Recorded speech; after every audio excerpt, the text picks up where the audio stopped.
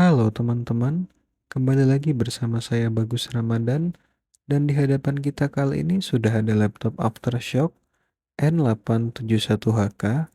Laptop ini sudah kita review pada saat episode ke-9 ya, yaitu saat engselnya lepas dari casingnya dan kita harus melakukan sedikit pengeleman agar laptop ini engselnya seperti sedia kala berfungsi dengan baik ya teman-teman.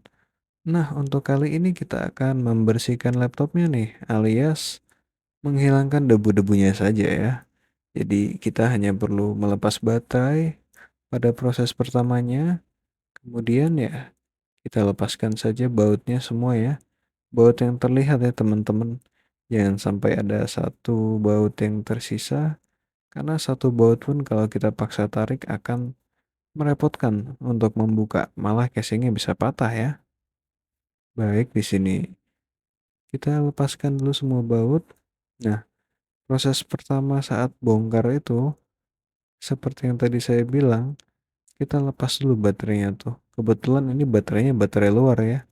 Jadi kita tinggal cabut saja dan kita bisa membongkar dengan lumayan tenang teman-teman. Karena kalau dia baterainya yang di dalam atau yang ditanam gitu bahasanya ya, itu agak susah. Karena kita harus buka dulu casingnya, baru kita lepas baterainya. Nah, itu kadang-kadang bisa bikin short gitu kalau kita terlalu kasar kan. Siapa tahu pas kita buka ada baut yang jatuh masuk ke dalam gitu. Nah, itu bisa bikin short karena arusnya masih ada dari baterai gitu. Kalau misalnya baterainya dilepas dan kita tidak mencolok charger, maka tidak ada arus yang berjalan seperti baterai ya teman-teman.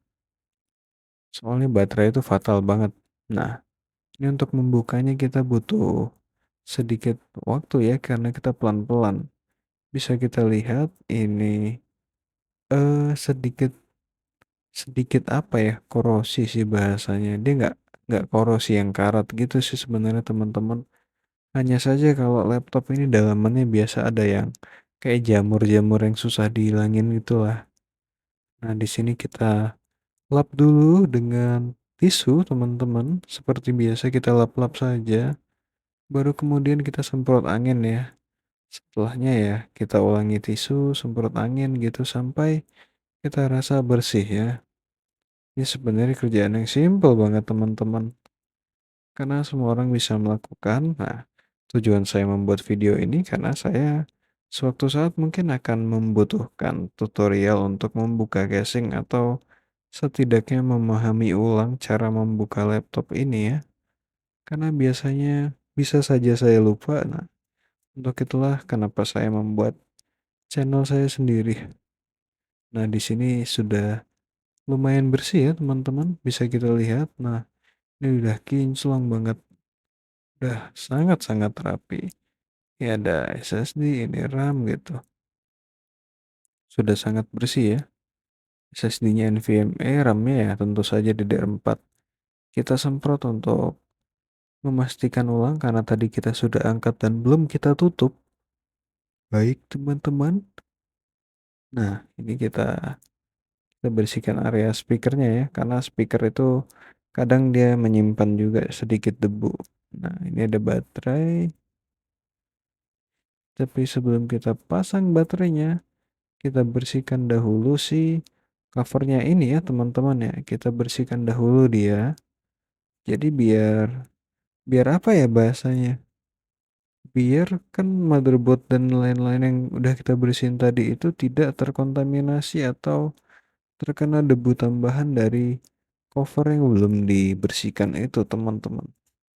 Nah, di sini untuk membersihkan cover juga membutuhkan sedikit waktu ya. Oke. Untuk itu kita akan menyemprot ulang kemudian kita langsung pasang covernya ya teman-teman. Nah, di sini bisa kita lihat, kita tekan dulu sisi-sisi luarnya pelan-pelan seperti biasa, jangan kasar-kasar dengan hardware ya teman-teman. Karena kalau kita terlalu kasar, hardware itu bisa saja rusak. Nah, sekarang saatnya kita pasang kembali baut-bautnya. Pastikan bautnya itu ukurannya pas ya teman-teman ya. Kalau ukurannya misalnya terlalu panjang, terlalu pendek itu sebenarnya bisa mempengaruhi, sangat-sangat bisa. Misalnya kalau ada satu baut panjang yang harusnya kita letakkan di bagian belakang itu, ternyata kita salah pasang, jadi kita pasangnya di dekat di bawah touchpad. Nah, itu kalau bautnya panjang itu bisa aja bikin touchpadnya jadi rusak. Atau dalam hal buruk lainnya bisa saja laptopnya menjadi mati total ya teman-teman. Kadang kita apa ya?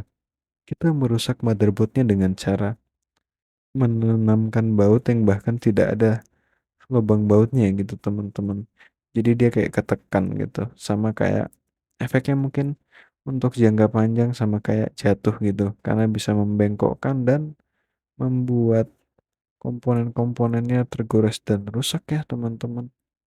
Nah, karena di sini sudah kita akan pasang baterai dan kemudian kita akan tes nyala saja ya. Yang penting dia bisa sampai desktop teman-teman.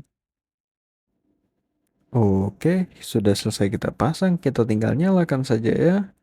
Nah, di sini sudah menyala logo aftershocknya ya. Entah kenapa laptop ini cukup lama, tapi karena ranah saya hanya ada pada engsel dan membersihkan, maka saya tidak akan mengurus hal itu terlebih dahulu ya teman-teman ya. Yang penting kita sekedar tampil saja ke login packnya. Nah, baiklah sekian video dari saya, laptopnya sudah normal dan terima kasih.